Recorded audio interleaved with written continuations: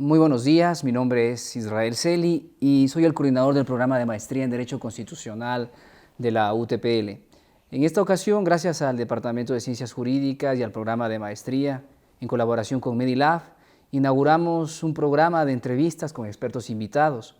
Contamos con la grata presencia de Ricard Lalander. Ricard Lalander es profesor, es catedrático universitario en estudios latinoamericanos, tanto en la Universidad de Estocolmo como en la Universidad de Helsinki, en Finlandia. Es un experto ampliamente reconocido en materia de movimientos indígenas, de investigación etnográfica, de trabajo en general dentro de las ciencias sociales, y especialmente en las ramas de sociología y ciencia política. Conoce muy bien el caso ecuatoriano y algunos casos de América Latina, pues ha desarrollado proyectos de investigación desde hace varias décadas, concentrándose principalmente, como he mencionado, en los estudios sobre el movimiento indígena y sobre los grupos indígenas en nuestros países. Ricard, bienvenido, gracias por aceptar nuestra invitación. Muchas gracias, Israel. Es un placer, como siempre, compartir con ustedes aquí en la UTPL. Se debe mencionar también que ahora soy catedrático de universidad, full profesor en la Universidad de Södertörn, pero no en sociología o estudios latinoamericanos, sino que en estudios ambientales y de desarrollo. Así que un gran placer. Claro, y habría que agregar que también eres profesor de nuestro programa de maestría, sí. Ricard, y gracias por la aclaración. Quisiera empezar preguntándote, Ricard, ¿cuándo llegaste a Ecuador? ¿Por qué te llamó la atención nuestro país? Bueno, yo llegué aquí a Ecuador en el 2004, directamente desde Venezuela, donde se había bautizado mi tesis doctoral sobre Venezuela en 2004. Una tesis que escribí en el programa doctoral de la Universidad de Helsinki.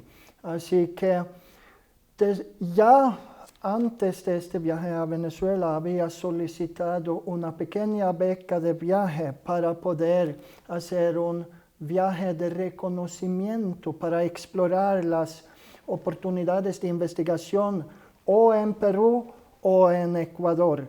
Ya había conocido unos años antes Bolivia y hice investigación allá en Bolivia al inicio del milenio nuevo, 2002, 2003.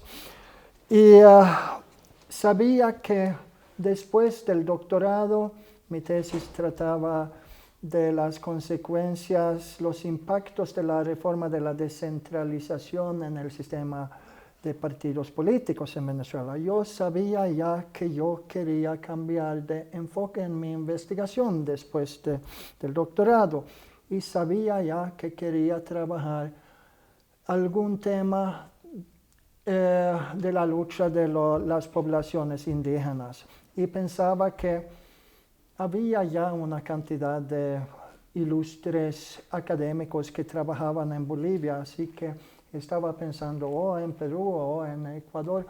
Y en Perú no me fue tan bien. Puede ser que estuve en época de Navidad, fue difícil organizar reuniones, etc. Pero en Ecuador, por otro lado, todo funcionó muy bien y me inspiré para proponer un proyecto grande de investigación sobre el movimiento indígena y gobiernos locales. Y el Consejo de Investigación de la Cooperación Sueca me aprobó un proyecto de 4 años para llevar a cabo este proyecto. Que estuve aquí, conocí más que todo a las comunidades y las poblaciones rurales y urbanas de los quichuas de Imbabura, más que todo Otavalo y Cotacachi, y el proyecto terminó con un libro que se publicó por Abya-Yala, Retorno de los Runacuna, Cotacachi y Otavalo, y también un número de artículos científicos en inglés y en español. Así Perfecto. que, y luego seguí, tuve amistades aquí y por más que aprendía yo aprendo mucho siempre durante mis visitas aquí, hablando con los actores en las comunidades, en las ciudades, con los colegas académicos también.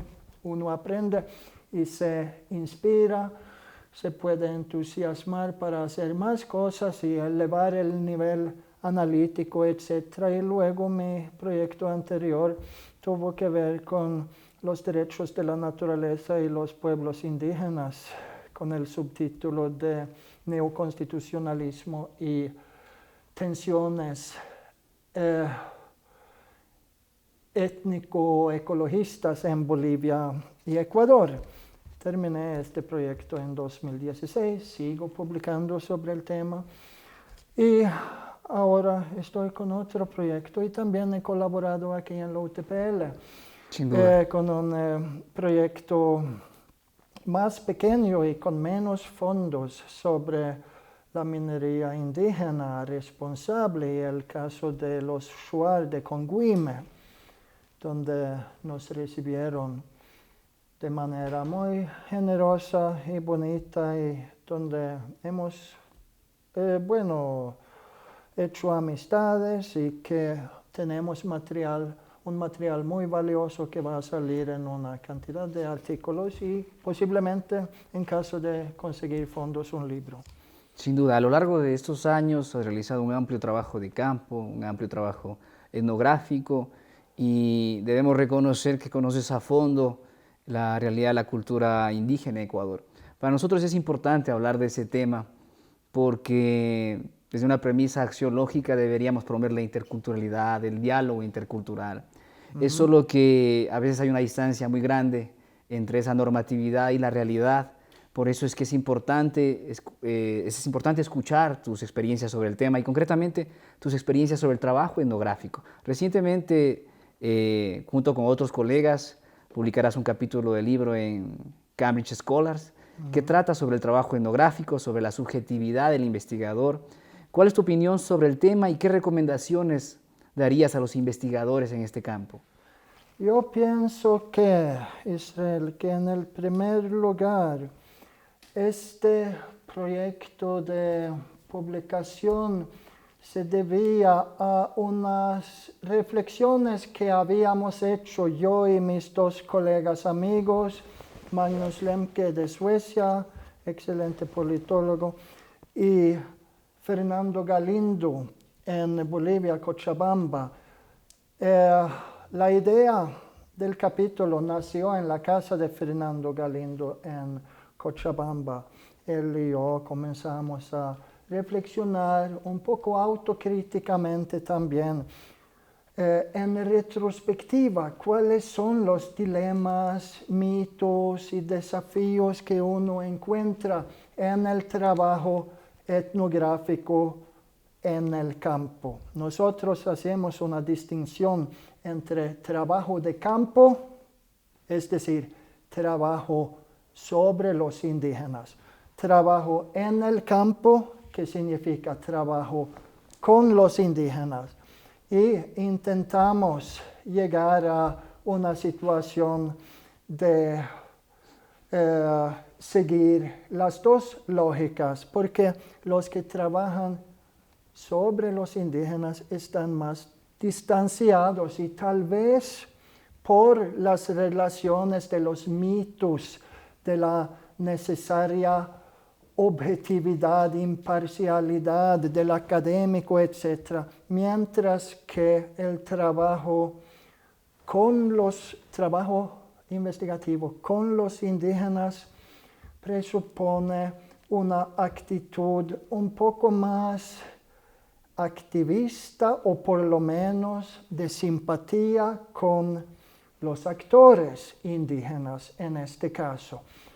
Nosotros proponemos que no debemos confundir la neutralidad, la objetividad académica con la neutralidad, porque siempre hay diferentes tipos de subjetividades en nosotros, ya desde el momento cero, al establecer un tema de investigación, un problema investigativo. Y cuando tratamos de la lucha y la vida, etcétera, los proyectos sociales, etcétera, de los pueblos indígenas. Ya a menudo nosotros, yo me identifico más que todo como sociólogo, pero muy inspirado de la ciencia política y de la antropología también. Ya al identificar un caso de estudio, muchas veces trata de situaciones de altas desigualdades sociales, profundas injusticias sociales, etcétera, y situaciones asimétricas en cuanto al poder local. Es decir, el problema es identificado por una identificación de una injusticia que hice yo, un grupo de investigadores. Es decir, ya hay subjetividad desde allá. Hay subjetividades también en el proceso de trabajo etnográfico, con quién y cómo nos acercamos a los actores, etc. Luego, en el proceso de divulgación de la investigación, las publicaciones, hay subjetividades, hay consideraciones, a qué público nos dirigimos, etc. Luego, una vez publicada la investigación, hay que, y este paso se ignora por muchos investigadores, uno debe devolver el resultado de investigación a los actores investigados, entre comillas.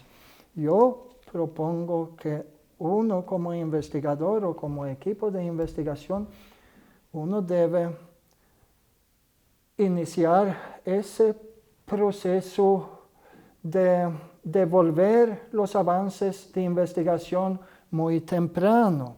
Cada año, en todos mis proyectos de investigación aquí en Ecuador y también en Bolivia, hemos organizado juntos, las organizaciones indígenas y yo, talleres constructivos. E incluso yo puedo entregarles a ellos un avance de investigación, un manuscrito de artículo a ellos con anticipación, para darles el chance de criticarme, corregirme, etc. Así, esto funciona también para lograr un nivel de confianza que es lo fundamental para poder funcionar en situaciones de entrevistas etnográficas. Lograr la confianza del otro, como dice el sociólogo Alberto Melucci, es crucial. Y también Bourdieu ha estado mencionando el mismo argumento. Sin confianza, bueno, también el arte o el oficio del etnógrafo hay cómo formular preguntas para que ellos entiendan en su terminología, etc. Ahora, hoy día, muchos de los líderes y lideresas indígenas tienen preparación universitaria y conocen terminología de sociología algunos, pero en las comunidades es diferente. Aquí en Conguime, Kenquim, Shuar, en Zamora Chinchipe, a veces fue difícil hablar de temas sobre cultura, identidad, etc., porque ellos no piensan en los mismos términos que nosotros los académicos. Pero si pregunto a ellos, uno como investigador en la situación etnográfica hay que un poco, como yo digo, zigzaguear y aproximarse desde diferentes ángulos a los temas. Y pregunto, en cambio, ¿y qué te decía tu abuelo o tu abuela sobre su vida como shuar, sus tradiciones o rituales? Entonces comienzan a comprender, incluso los ancianos. Entiendo. Sí. Bueno, sin duda estas recomendaciones son valiosas en la medida que dan cuenta de esta subjetividad que está presente, pero que no Subjetividad necesariamente, inevitable. claro, y que no necesariamente afecta la calidad de una investigación y no necesariamente es perjudicial.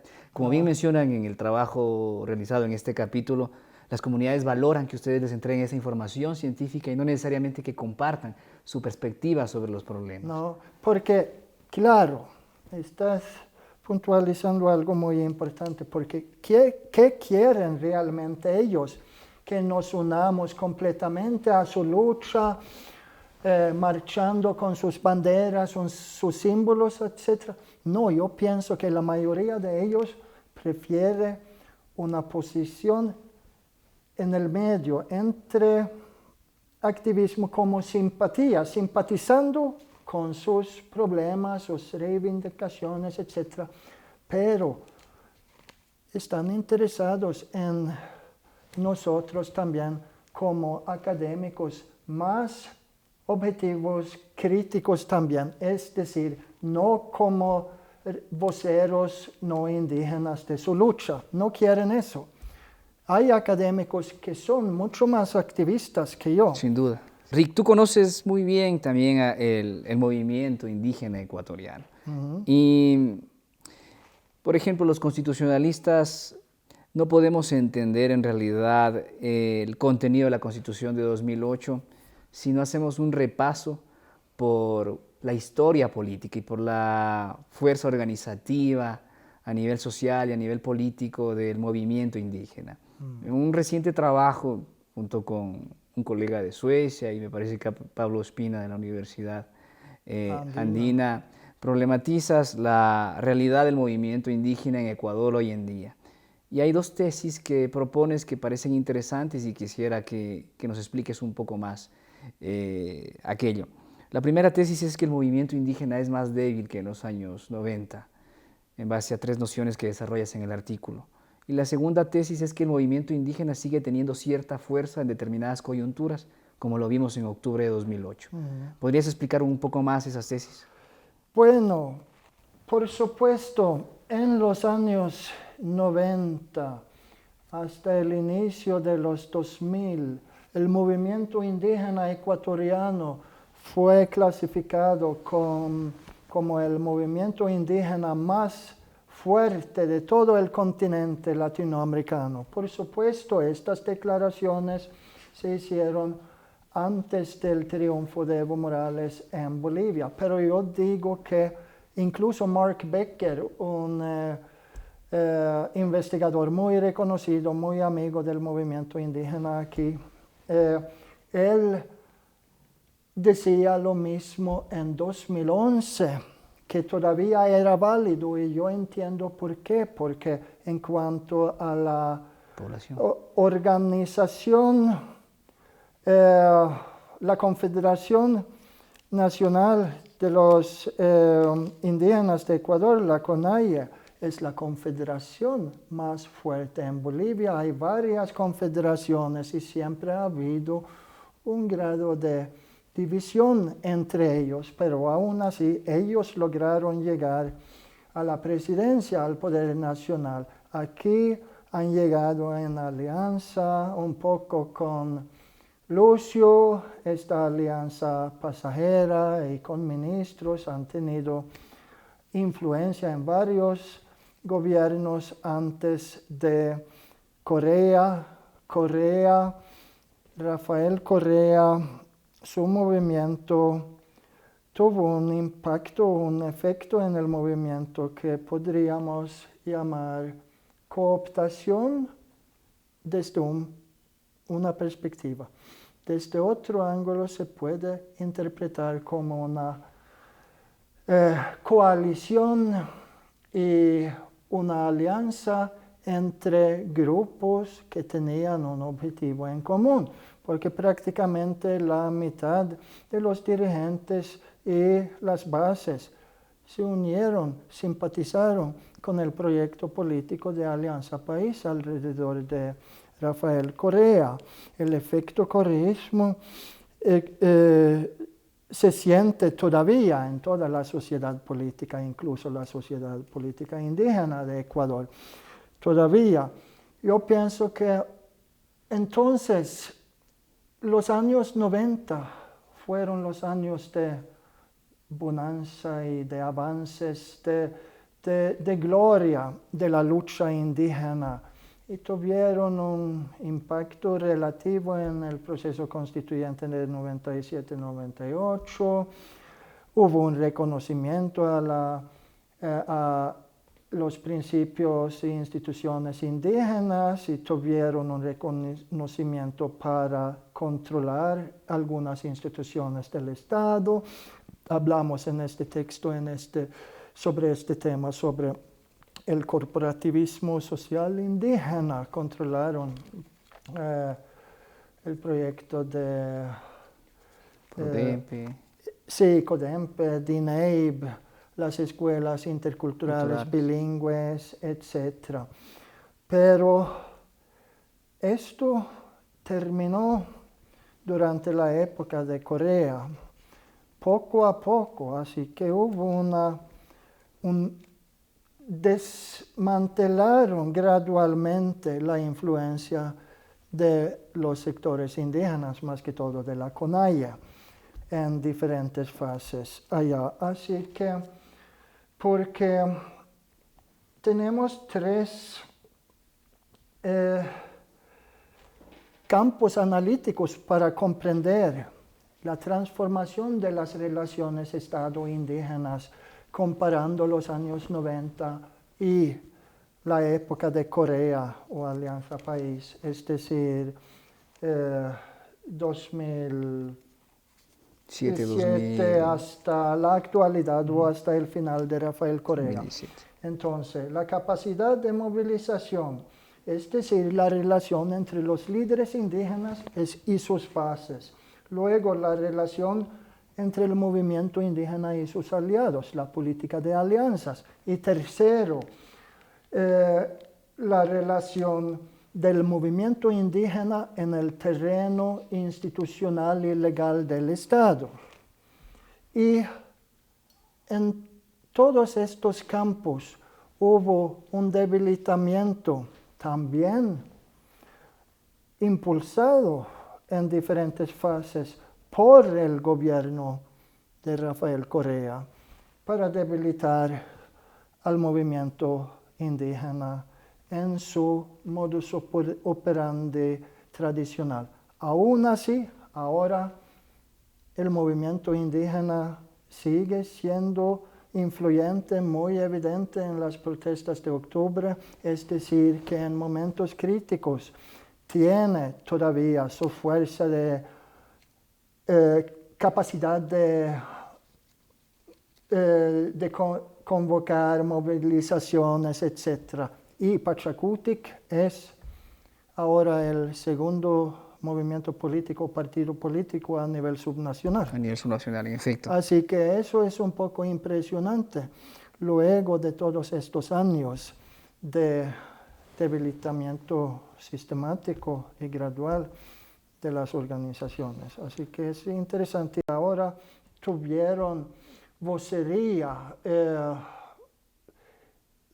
Las primeras semana y media de las protestas, pienso que los medios de comunicación aquí, tanto del oficialismo como de las élites económicas aquí, invisibilizaron a los indígenas, pero luego fue imposible y ahora en el universo el comercio después pusieron como subtítulo protestas indígenas. Antes decían que sectores sociales, etcétera, no querían reconocer el protagonismo no se podía esconder. Indígena y luego tuvieron voceros muy carismáticos ahí, como tanto Vargas, Jaime Vargas, el actual líder de la CONAIE, y Leonidas Issa y otras personas que impactaron también en los sectores no indígenas y incluso en los estados, provincias que no son de poblaciones indígenas fuertes. Claro, o sea, analizar el impacto del movimiento indígena y el sistema político, lo que puede venir quizá nos daría mucho tiempo, es algo bastante complejo y yo sé que tú lo manejas bien. y tendríamos que hacer ciertas prospecciones sobre el tema. Pero más bien quisiera que esta entrevista termine con una pregunta que engloba tres aspectos que tú también has analizado en tus investigaciones. Sí. O sea, por una parte, este debate sobre el buen vivir, sobre el summa causae, que terminó de alguna manera influyendo en la redacción de la Constitución de 2008, en la redacción de planes de desarrollo, en la teoría social. Entonces hay un debate sobre el summa causae que tú conoces muy bien y que me gustaría que lo aclares, porque las personas que intentan interpretar la Constitución a veces no conocen ese debate y no se dan cuenta de que ese concepto es usado de diferentes formas. Sí. Ahora bien, entonces podríamos empezar por ahí. Ricard, ¿cuál es tu postura respecto de este debate sobre el summa causae? Yo pienso que un poco se ha desaparecido del debate público político aquí ya a partir de 2013, que también fue el año del cierre de la iniciativa Yasuní ITT.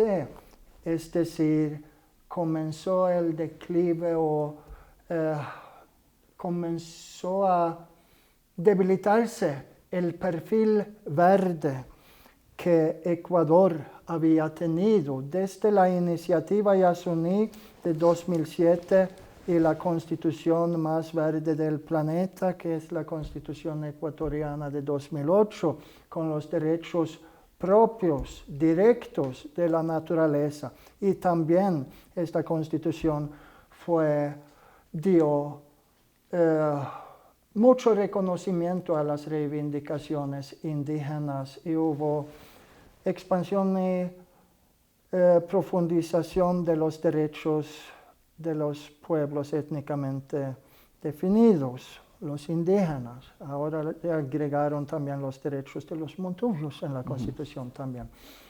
Y por supuesto yo pienso que en el debate intelectual los aportes desde Ecuador y Bolivia han tenido un impacto enorme a nivel global. El interés intelectual, académico en diferentes partes del mundo y para debatir las implicaciones de esas propuestas y aquí en el debate inicial e incluso en el Plan Nacional de Desarrollo o Plan Nacional para el Buen Vivir, como se llama aquí, tiene diferentes nombres los planes de desarrollo aquí. Pienso que no había claridad exacta qué significa y también hay conexiones a otros debates y argumentos intelectuales, desde Aristóteles hasta otros filósofos de ecología profunda, etc. Y cómo comprendemos el summa causae, cómo comprendemos el buen vivir. Es la misma cosa, piensan algunos, los autores de la conceptualización, incluso los hermanos Viteri y Gualinga de Pastaza de la Amazonía, dicen que realmente hubo una simplificación e intentaron traducir el summa causae a buen vivir, pero no es correcto. Tú has leído algunos estudios míos donde problematizamos un poco ahí. Y luego hubo un secretariado del Estado sobre el buen vivir. ¿Recuerdas el programa de televisión de Freddy Ehlers? Sí. Ahí, es decir... A tal punto que René Ramírez llegó a decir que se prostituyó el Exactamente, término, sí. Sí, yo cito a esas palabras de René Ramírez. Y él hizo aportes interesantes, Ramírez, en 2010 sobre el buen vivir, que era como el fundamento de la nueva Constitución, de coexistencia armoniosa entre seres humanos y con la naturaleza. Pero en la práctica fue difícil y como en mis proyectos de investigación, en mis publicaciones, he problematizado eso un poco. El compromiso y los choques entre diferentes valores En efecto. En diferentes niveles para el gobierno nacional.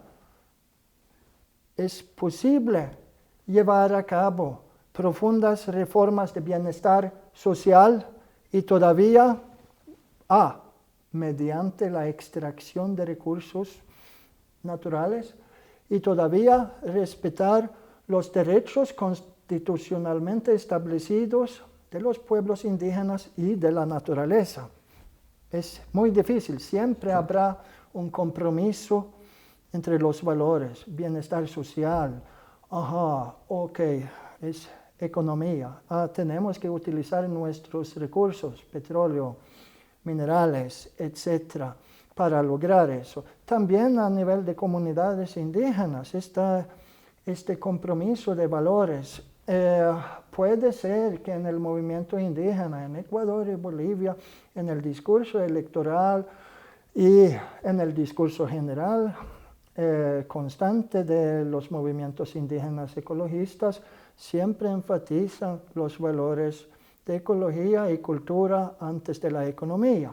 Pero entre elecciones y en las comunidades, muy a menudo las preocupaciones generales de los padres de familia indígena tienen más que ver con infraestructura, ¿qué más? Salud, hospitales, educación para los niños. Es decir, los argumentos asociados más con el desarrollismo. Sí. Desarrollismo, por más progresista que sea, caso Evo Morales, Rafael Correa.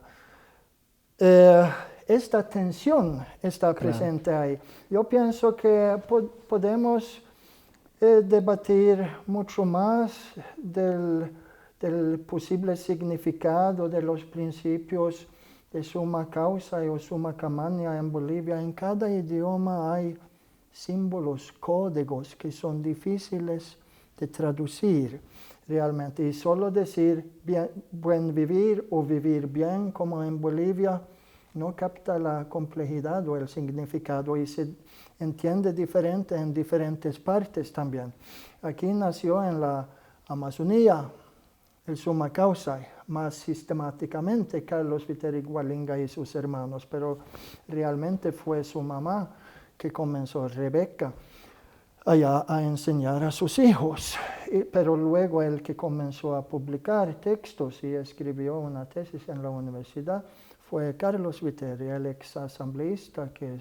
Bueno. En efecto. Es un debate bastante complejo. Yo creo que las personas que nos escuchan podrían seguirte en tus páginas académicas. Yo creo que has desarrollado extensamente ese debate. Y quisiera terminar esta entrevista preguntándote sobre la interculturalidad. América Latina todavía es un continente muy racista. Y yo creo que en octubre eso se evidenció. Sí. Hay poca voluntad para comprender la cultura del otro y todavía se sigue atacando a los indígenas como etnocéntricos y se los sigue distinguiendo entre la civilización y la barbarie. Es decir, estamos muy cerca del siglo XIX y muy lejos en realidad de esta visión contemporánea sobre la interculturalidad. Entonces, quisiera escuchar tu visión sobre el tema y tu recomendación. ¿Por qué tú, que has dedicado estos años a comprender las culturas indígenas, consideras que las sociedades latinoamericanas deben esforzarse por dialogar con esas culturas y por desarrollar la interculturalidad? Claro, es importantísimo seguir luchando para eliminar las tendencias racistas, discriminatorias, etcétera, que existen aquí. También en las protestas en Bolivia fue evidente allá cómo algunos actores se pronunciaron sobre los indígenas. Aquí depende de dónde uno está. En Ecuador se ha avanzado. Hay a veces un racismo inconsciente en los no indígenas. Algunos dicen que también existe un racismo al revés en poblaciones de alta densidad indígena, que ellos discriminan a los mestizos o blancos. No voy a hablar sobre eso. Hay personas aquí que dicen, posiblemente con buena intención, que, bueno, estos indígenas son así, de tal manera, etcétera. Dicen que todos son iguales, etcétera. Los indígenas, desde hace varias décadas, se han integrado en la sociedad y más que todo en la sierra. En la Amazonía estuvieron viviendo más aislados o no con tantos contactos generalmente con los no indígenas porque no había haciendas, etc. Hasta los años 70, inicio de 80, allá. Yo pienso que es urgente avanzar en el proyecto de Estado y sociedad intercultural y plurinacional. Y allá las propuestas sobre cuál de estas visiones debe ser primero y cuál está dependiendo del otro. Hay que comenzar con la plurinacionalidad primero. Pienso que estoy simpatizando con este grupo, porque tenemos ya aquí los instrumentos, armas para hacer realidad el Estado plurinacional en la Constitución de 2008. Pero ¿a quién le corresponde? Hay algunos que piensan que es responsabilidad del Estado implementar, pero hay otros como Alfredo Viteri Gualinga, etc., posiblemente el líder histórico más importante del movimiento indígena, que dice que no, nos toca a nosotros en la sociedad civil, en las comunidades indígenas, hacer realidad. Es decir, los que podríamos decir que son más flojos dicen que, bueno, solamente hay esos artículos en la Constitución y el Estado no ha hecho nada. Pero los instrumentos están ahí. Es un desafío para todos hacer realidad.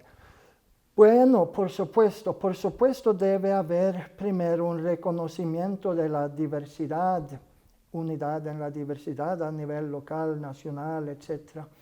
Reconocer a los pueblos indígenas también como colectivos, porque es una identidad colectiva, como pueblos indígenas. La plurinacionalidad, de tal manera, no amanecería la unidad nacional, es solamente una cuestión de reconocimiento. Para poder implementar y practicar la interculturalidad es necesario primero reconocer la plurinacionalidad, por supuesto como iguales, como ciudadanos, colectivos, ecuatorianos y indígenas. Bien, Rick, en verdad estoy muy agradecido porque has aceptado esta invitación y porque nos has ayudado a entender o a comprender problemas desde una perspectiva académica. Estamos muy acostumbrados a perspectivas mediáticas y lo académico siempre es un gran aporte para empezar a problematizar ciertos fenómenos sociales que son importantes debido a su trascendencia en la vida diaria, en la vida económica, en la vida política. Gracias, Ricard, y hasta una próxima oportunidad. Muchas gracias, Israel.